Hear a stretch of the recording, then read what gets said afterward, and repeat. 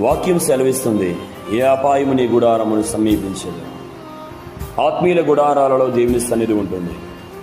ఆత్మీయుల ప్రాకారాలని దేవుడే కాపాడుతూ ఉంటారు. ఆత్మీయుల ప్రాకారాలని దేవుడి శత్రువు యొక్క కుట్రల నుంచి దేవుడే తప్పిస్తూ ఉంటారు. ఆత్మీయులారా, మీ పక్షమున దేవుడు ఉన్నారు. ఆయన సన్నిధి ఉన్నది. ఆయన సన్నిధి మీతో ఉన్నది. మీరు ఎప్పుడు కూడా ధైర్యంగా ఉండండి. మీరేం చేసినా కూడా మీ జీవితాలలో విజయాన్ని చూస్తారు. కాబట్టి ఆత్మీయతలో నిలకడ, దేవుని సన్నిధానములో నిలకడ, దేవుని మాటలను బట్టి నిలకడగా జీవించేవారుగా ఉండండి. ఆయన సన్నిధానములో ఉండి ఉన్నతమైన దీవెనలు, సమృద్ధి, నెమ్మది, సమాధానం, ధైర్యం మీరు పొందుకుంటూ ఉంటారు. ఏ అపాయము కూడా నీ గుడారమును సమీపించదు.